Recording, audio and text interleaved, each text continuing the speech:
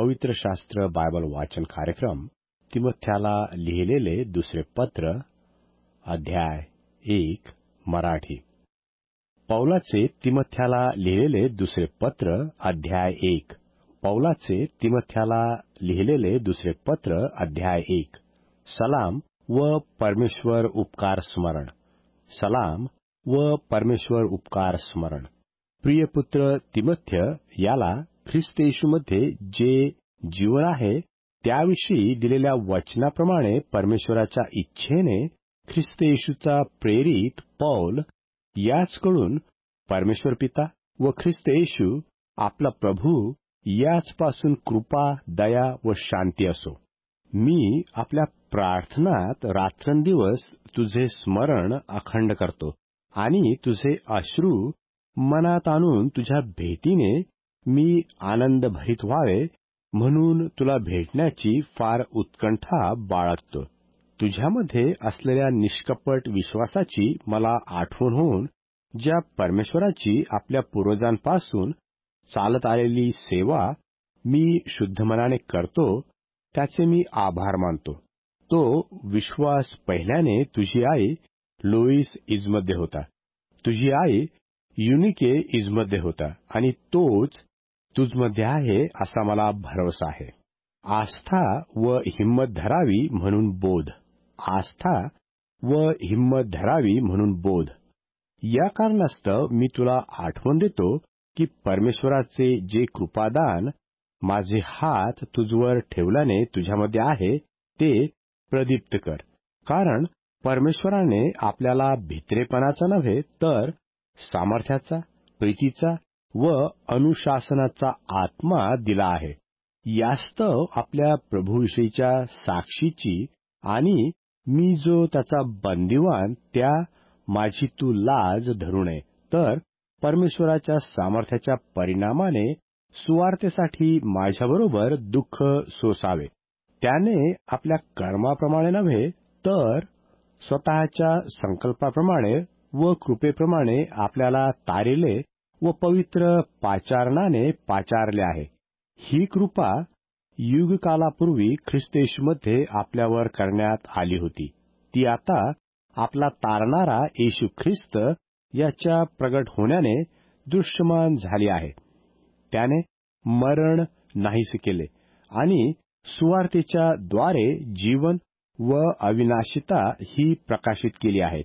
मला त्या सुवार्तेचा घोषणा करणारा प्रेषित व शिक्षक असे नेमले होते. या कारणाने ही दुःखे मी सोशीत आहे, तरी मी लाजत नाही, कारण मी कोणावर विश्वास ठेवला आहे हे मला ठाऊक आहे आणि तो माझी ठेव त्या दिवसासाठी राखावयास शक्तिमान आहे असा माझा भरवसा आहे. ज्या सुवचनांचा नमुना तू मजपासून ऐकून घेतला तो ख्रिस्त येशूच्या ठायी असलेल्या तुझ्या विश्वास व प्रीती यामध्ये दृढपणे राख. आपल्यामध्ये वस्ती करणाऱ्या पवित्र आत्म्याच्या योगे ती ठेव चांगली सांभाळ. जे आसियात आहेत ते सर्व मजपासून फुटले हे तुला ठाऊकच आहे. त्यात फुगल व हर्मगनेस हे आहेत. अनेसिफरसच्या घरावर प्रभू दया करो, कारण त्याने वारंवार माझे समाधान केले आणि त्याला माझ्या बेडीची लाज वाटली नाही. तर तो रोम येथे असताना त्याने श्रम घेऊन मी सापडेपर्यंत माझा शोध केला. त्या दिवशी त्याला प्रभूपासून दया मिळो असे प्रभू करो. आणि इफिसात किती प्रकारे त्याने सेवा केली हे तुला चांगले माहीत आहे. पौलाचे तिमोथ्याला लिहिलेले दुसरे पत्र अध्याय 2 मराठी. पौलाचे तिमोथ्याला लिहिलेले दुसरे पत्र अध्याय 2. पौलाचे तिमोथ्याला लिहिलेले दुसरे पत्र अध्याय 2. माझ्या मुला ख्रिस्त येशूच्या ठायी असलेली जी कृपा तिच्यात बळवंत होत जा. ज्या गोष्टी तू पुष्कळ साक्षीदारासमोर मजपासून ऐकल्या त्या इतरांना शिकवण्यास योग्य अशा विश्वासू मनुष्यास सोपून दे. तू ख्रिस्त येशूचा चांगला शिपाई आहेस म्हणून मजबरोबर दुःख सहन कर. लढाई करणारा इसम संसाराच्या कार्यात गुंतत नाही. ज्याने आपल्याला सैन्यात घेतलं त्याला संतोष व्हावे हा त्याचा हेतू असतो. जर कोणी मल्लयुद्ध करतो तर ते नियमाप्रमाणे केल्या वाचून त्याला मुकुट घालण्यात येत नाही. श्रम करणाऱ्या शेतकऱ्याने पहिल्याने पिकाचा वाटा घेणे योग्य आहे. जे मी बोलतो ते समजून घे. प्रभू तुला सर्व गोष्टींची समज देईल. मी सांगितलेल्या सुवार्तेप्रमाणे मेलेल्यातून उठलेला दाविदाच्या संतानातील येशू ख्रिस्त याची आठवण ठेव. ह्या सुवार्तेमुळे मी दुष्कर्म करणाऱ्यासारखा बेड्यांचे देखील दुःख सोसित आहे, तरी परमेश्वराच्या वचनाला बेडी पडलेली नाही. यामुळे निवडलेल्या लोकांकरता मी सर्व काही धीराने सहन करतो. ख्रिस्त येशूमध्ये जे तारण ते त्यासही युगानुयुगाच्या गौरवासह प्राप्त व्हावे म्हणून. हे वचन विश्वासनीय आहे की जर आपण त्याचबरोबर मेलो तर त्याचबरोबर जिवंतही राहू. जर आपण धीराने सहन करतो तर त्याचबरोबर राज्यही करू. आपण त्याला नाकारू तर तोही आपल्याला नाकारील. आपण अविश्वासी झालो तरी तो विश्वासू राहतो, कारण त्याच्याने स्वतःविरुद्ध वागवत नाही. शब्दयुद्ध करू नये म्हणून बोध. शब्दयुद्ध करू नये म्हणून बोध. तू या गोष्टींची त्यास आठवण दे. त्यास प्रभूसमोर निक्षून सांग की शब्दयुद्ध करू नका. ते कशाच्याही उपयोगी न पडता ऐकणाऱ्यांच्या नाशास कारण होतं.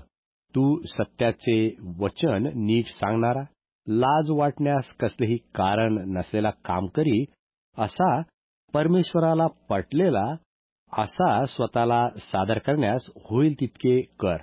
अधर्माच्या रिकाम्या वटवटीपासून दूर राहा. अशा वटवटी करणारे अभक्तीत अधिक सरसावतील आणि त्यांचे शिक्षण पुळीसारखे चरेल. त्यांच्यापैकी हुमनाय व फिलेत हे आहेत. ते सत्याविषयी चुकले आहेत. पुनरुत्थान होऊन गेले असे ते म्हणतात आणि कित्येकांच्या विश्वासाचा नाश करतात. तथापि परमेश्वराने घातलेला स्थिर पाया टिकून राहतो. त्यावर प्रभू आपले जे आहे त्यास ओळखतो आणि जो कोणी प्रभूचे नाव घेतो त्याने अनितीपासून दूर राहावे ही मुद्रा मारलेली आहे. मोठ्या घरात केवळ सोन्याची व रुपयाची पात्रे असतात असे नाही, तर लाकडाची व मातीचीही असतात. काहींचा मान होतो व काहींचा अवमान होतो. यास्तव जर कोणी त्यापासून दूर राहून स्वतःला शुद्ध केले तर तो पवित्र केलेले व स्वामीला उपयोगी पडणारे प्रत्येक चांगल्या कामास तयार केलेले असे मानाचे पात्र होईल. तरुणपणाच्या वासनांपासून दूर पड आणि शुद्ध मनाने प्रभूचा धावा करणाऱ्यांबरोबर नीतिमत्व, विश्वास, प्रीती, शांती यांच्या पाठीस लाग. मूर्खपणाच्या व अज्ञानाच्या वादविषयापासून दूर राहा, कारण त्यापासून भांडणे उत्पन्न होतात हे तुम्हाला ठाऊक आहे. प्रभूच्या दासाने भांडू नये, तर त्याने सर्वाबरोबर सौम्य, शिकविण्यास उत्सुक, सहनशील, विरोध करणाऱ्या सौम्यतेचे शिक्षण देणारा असे असावे. कदाचित परमेश्वर त्यास सत्याचे ज्ञान होण्यास पश्चातापी मन देईल आणि सैतानाने आपल्या इच्छेस वश होण्याकरता धरलेले लोक त्याच्या पाशातून सुटून शुद्धीवर येतील. पवित्र शास्त्र बायबल वाचन कार्यक्रम पौलाचे तिमथ्याला लिहिलेले दुसरे पत्र अध्याय 3 मराठी. पौलाचे तिमथ्याला लिहिलेले दुसरे पत्र अध्याय 3. पौलाचे तिमथ्याला लिहिलेले दुसरे पत्र अध्याय 3. जवळ येऊन ठेपलेली संकटे. जवळ येऊन ठेपलेली संकटे. शेवटल्या काळी कठीण दिवस येतील हे समजून घे, कारण मनुष्य स्वार्थी, धनलोभी, बढाईखोर, गर्विष्ठ, निंदक, आईबापास न मानणारे, कृतघ्न, अपवित्र, ममताहीन, शांतताद्वेषी, चहाड, असंयमी, क्रूर, चांगल्यावर प्रेम न करणारी, विश्वासघातकी, हूड, मदांध, परमेश्वरावर प्रेम न करता विषयावर प्रेम करणारी, सुभक्तीचे केवळ स्वरूप दाखवून स्वतःवर तिचा संस्कार नाही, अशी ती होतील. त्याचपासूनही दूर रहा. जे लोक घरात हळूच शिरून पापांनी भारावलेल्या, नाना प्रकारच्या वासनांनी बहकलेल्या, सदा शिकत असूनही सत्याच्या ज्ञानाला कधी न पोहोचणाऱ्या अशा भोळ्या स्त्रियास वश करतात, त्यापैकी हे आहेत. यान्नेस व यांत्रेस यांनी जसे मोशाला अडविले, तसे हेही सत्याला अडवितात. हे भ्रमबुद्धी बनलेले व विश्वासासंबंधाने कसोटीस न उतरलेले असे आहेत. तरी हे अधिक सरसावणार नाहीत, कारण जसे त्यांचे मूर्खपण उघड झाले, तसे ह्यांचेही सर्वांस उघड होईल. त्यापासून तिमोथेने आपला बचाव कसा करावा. तू माझे शिक्षण, आचार, संकल्प, विश्वास, सहनशीलता, प्रीती, धीर ही ओळखून आहेस, आणि अंत्युखियात, इकुन्यात व लुस्त्रात जी संकटे मजूर आली ती सहन करण्यात, व माझा जो छळ झाला तो सहन करण्यात मला अनुसरलास. त्या सर्वातून प्रभूने मला सोडविले. जे ख्रिस्त येशूमध्ये सुभक्तीने आयुष्य घालवावयास पाहतात, त्या सर्वांचा छळ होईल.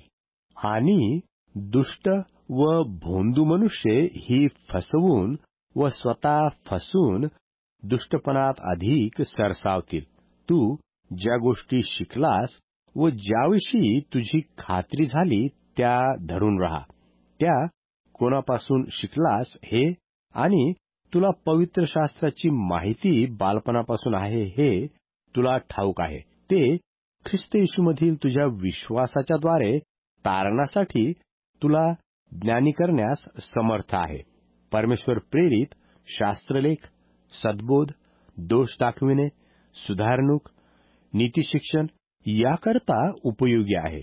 त्यापासून परमेश्वर भक्त पूर्ण होऊन प्रत्येक चांगल्या कामास सज्ज होतो.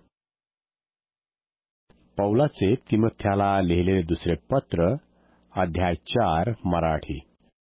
पौलाचे तिमोथ्याला लिहिलेले दुसरे पत्र, अध्याय 4. पौलाचे तिमोथ्याला लिहिलेले दुसरे पत्र, अध्याय 4.